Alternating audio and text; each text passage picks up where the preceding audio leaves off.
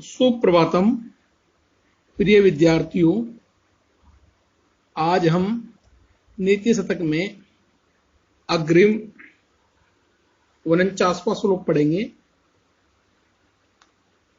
इस श्लोक में कर्मा अनुसार फल प्राप्ति के विषय में बतलाया गया है।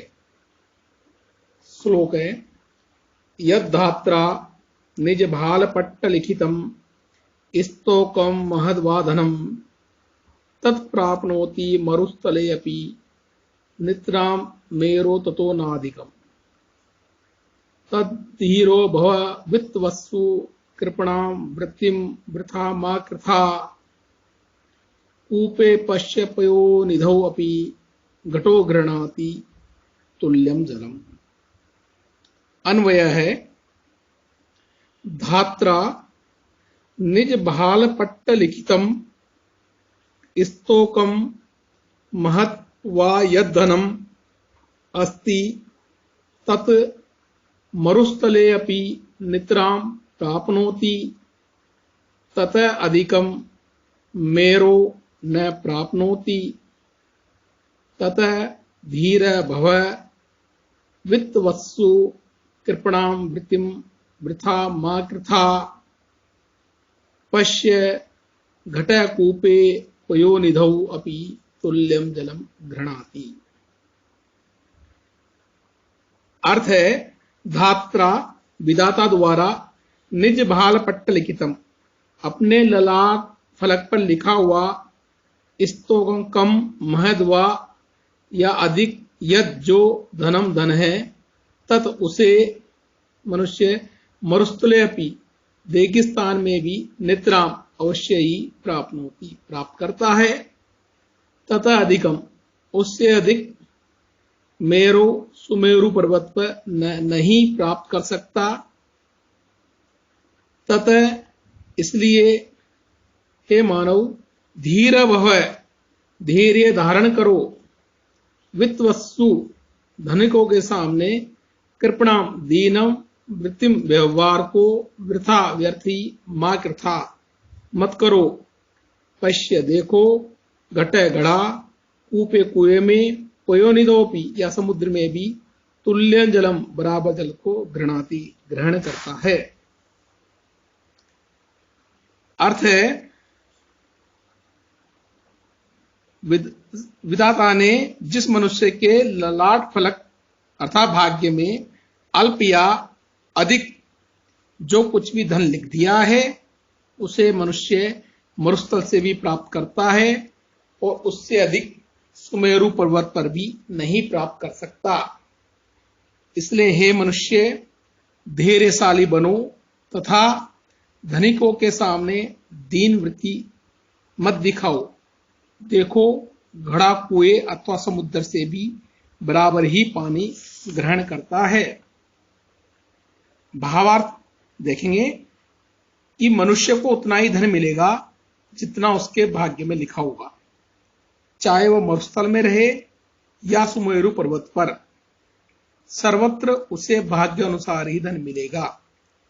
इसलिए कभी उपदेश देता है कि धनवानों के सामने लोभ में आकर व्यक्ति को दीनता नहीं प्रकट करनी चाहिए।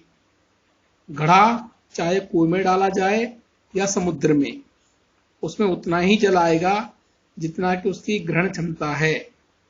इसी प्रकार मनुष्य को भी उतना ही धन मिलेगा जितना उसके भाग्य में लिखा गया है। इस श्लोक में सादुर विक्रीडित छंद है। इस छंद के प्रत्येक चरण में 19 वर्ण होते हैं। संपूर्ण छंद 76 वर्णों का होता है।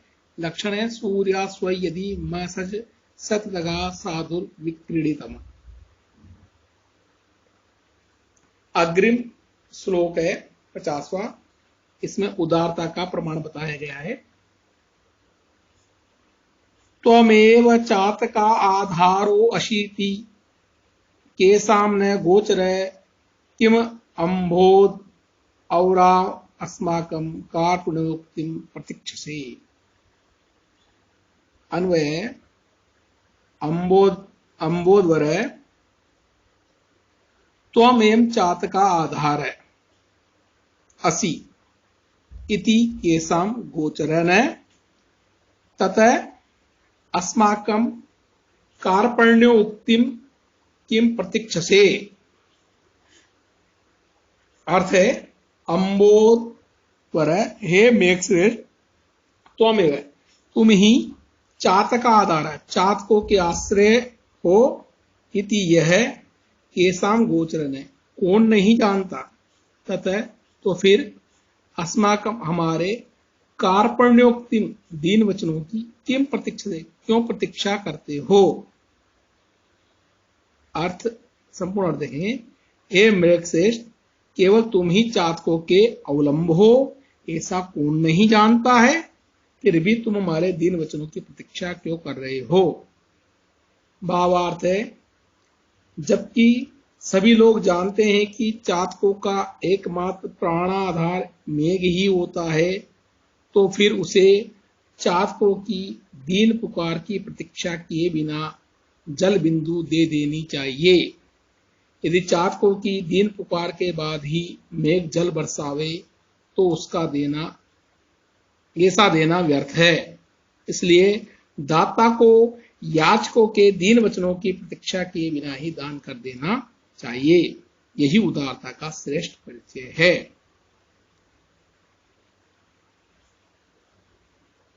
अभिप्राय है कि जो दाता बिना याचक के मांगे ही उसे अभिष्ट प्रदान करता है, वही उसकी उदारता का श्रेष्ठ प्रमाण है।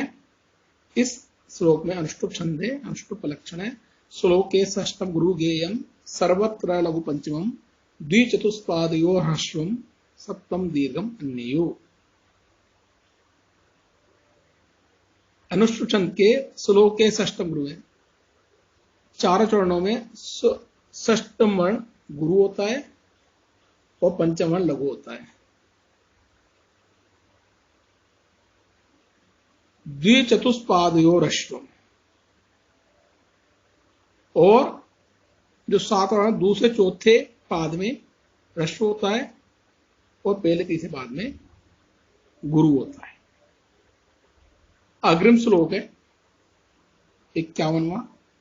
इसमें सर्वत्र दीनता प्रकट करना अनुचित है, इस बारे में बतलाया गया है। रे रे चातक सावधान मनसा मित्र क्षणम सूर्यताम अंबोधा बहु वसंति गगने सर्वे अपि नैतादृशा केचिद वृष्टिभि आद्रयन्ति वसुधाम गर्जन्ति केचिद वृथा यम यम पश्यति तस्य तस्य पुरतो मा भुवि दीनम वचः। अन्वय है, रे रे मित्र चातक त्वया सावधान मनसा क्षणम सूर्यताम गगने बहुव अंबोधा वसंति परंतु सर्वे अपि एतादृशा नशन्ति केचित् वृष्टिभिः वसुधाम आर्दयन्ति केचित् च वृथा गर्जन्ति अतः यम यम पश्यसि तस्य तस्य पूर्तः दीनम वचनम मा ब्रूहि। पदार्थ है, अर्थ है, रे रे मित्र चातक, हे मित्र पपीये, सावधान मनसा, सावधान मन से, क्षणम थोड़ी देर, सूर्यतम सुनो, गगने आकाश में, भव्य बहुत से, अंबोधा वसंती मेघ रहते हैं, किंतु सर्वे अपि सभी एतादृशा न ऐसे दयाशील नहीं है। केचित कुछ तो वृष्टि भी वर्षा से वसुधाम पृथ्वी को आदयंती भिगो देते हैं, केचित और कुछ वृथा व्यर्थ ही गर्जंती गरजते हैं। इसलिए तुम यम यम जिस जिस मेघ को पश्यसी देखते हो तस्य तस्य उसके पूर्त सामने दीन वचनम दीन वाणी मां ब्रूहि मत बोलो। अर्थ है, हे मित्र चातक, तुम सावधान मन से क्षण भर मेरी बात सुनो। आकाश में बहुत से बादल छाए रहते हैं, परंतु सभी एक समान कृपा करने वाले नहीं हैं। उनमें से कुछ तो वर्षा से धरती को भिगो देते हैं और कुछ व्यर्थ ही गरजते रहते हैं। अतः तुम जिस जिस मेघ को देखते हो उसके सामने अपनी दीन वाणी मत कहो। भावार्थ देखेंगे, उदार दाता से ही याचना करना अच्छा रहता है। कंजूस के सामने हाथ फैलाने से कुछ नहीं मिलता। यद्यपि आकृति से उदार व कृपण समान ही लगते हैं, परंतु याचकों की इष्ट पूर्ति उदार दाता से ही होती है। आकाश में सभी मेघ बरसने वाले नहीं होते हैं, इसलिए चातक की इष्ट प्राप्ति तो जल बरसाने वाले मेघों से ही होती है। इस श्लोक में सादुल विक्रीडितम छंद है। इस छंद के प्रत्येक चरण में 19 वर्ण होते हैं। संपूर्ण छंद 76 वर्णों का होता है। लक्षण है सूर्या स्व यदि मसज सततगा सादुल विक्रीडितम। इसमें 12 और 7 वर्णों पर यति होती है। अग्रिम श्लोक है 52 नंबर का। इसमें दुर्जन का लक्षण बतलाया गया है। श्लोक है अकरुणत्वम अकारण विग्रह परधने परयोषिति च स्पृहा सुजन बंधु जनेषु असहिष्णुता प्रकृति सिद्धम इदम ही दुरात्मनाम। अन्वय अकरुणत्वम अकारण विग्रह परधने परयोषिति च स्पृहा सुजन बंधु जनेषु असहिष्णुता ही इदम दुरात्मनाम प्रकृति सिद्धम अस्ति। अर्थ देखेंगे, अकरुणत्वम निर्दयता, अकारण विग्रह बिना कारण झगड़ा, परधने पराय धन में, परयोषिति और पराय स्त्री में स्पृहा लालसा, सुजन बंधु जनेषु सज्जनों तथा बांधुओं में असहिष्णुता असहनशीलता रखना ही निश्चय से इदम ये बातें दुरात्मना दुर्जनों के प्रकृति सिद्धम स्वभाव में सिद्ध है। अर्थ देखेंगे, निर्दयता, अकारण कलह करना, दूसरे के धन तथा स्त्री को प्राप्त करने की इच्छा करना, सज्जनों तथा बंधु बांधवों के साथ ईर्ष्या रखना, ये सभी दुर्गुण दुर्जनों के स्वभाव में सतह रहते हैं। भावार्थ है, दुर्जनों में निर्दयता आदि गुण दुर्गुण जन्मजात होते हैं। वे अपने बांधवों सज्जनों पर सदा असहनशील रहते हैं। बिना कारण दूसरों से वेर करना, पराय धन और पराय स्त्री को पाने की लालसा करना उनका स्वभाव होता है। इसलिए धनवान या विद्यावान होने पर भी दुर्जन की संगति नहीं करनी चाहिए, वे सदा ही अवगुणी होते हैं। इस श्लोक में विलंबित छंद है। इस छंद के प्रत्येक चरण 12 वर्ण होते हैं। संपूर्ण छंद 48 वर्णों का होता है। इसका लक्षण है द्रुत विलंबित माह नभौ बरहो। इसमें क्रमशः नगण भगण बघन रगण होते हैं। अग्रिम श्लोक है 53 नंबर का। उसमें बताया दुर्जन की त्याज्यता। श्लोक है दुर्जन परिहर्तव्यो विद्या अलंकृतो अपीशन मणिना भूषित सर्प किमसौ न भयंकर। अन्वय है, दुर्जन विद्या अलंकृत अपीशन परिहर्तव्य मणिना भूषित असौ सर्प किम न भयंकर। आप देखेंगे, दुर्जन व्यक्ति विद्या से अलंकृतोपिशन विभूषित होता हुआ भी परिहर्तव्य त्याज्य है। मणिना मणि से भूषित अलंकृत असौ सर्प, वह सर्प किम क्या नहीं भयंकर है, भयंकर होगा।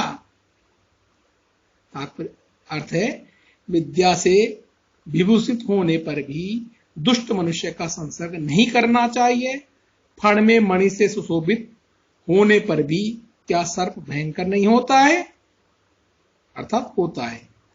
भावार्थ है विद्या और धन से संपन्न होने पर भी दुर्जन अपनी स्वभाव सिद्ध दुर्जनता को नहीं छोड़ता है।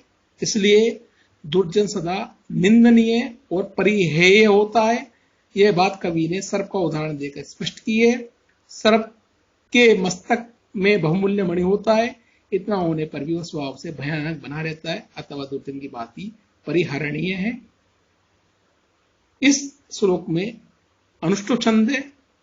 अनुष्टुप छंद का लक्षण है श्लोके षष्ठम गुरुगेयम सर्वत्र लघु पंचमम द्विचतुष्पादयो ह्रस्वम सप्तम दीर्घम अन्यो। अनुष्टुप छंद के प्रत्येक पाद में 8 वर्ण होते हैं। संपूर्ण छंद 32 वर्णों को होता है।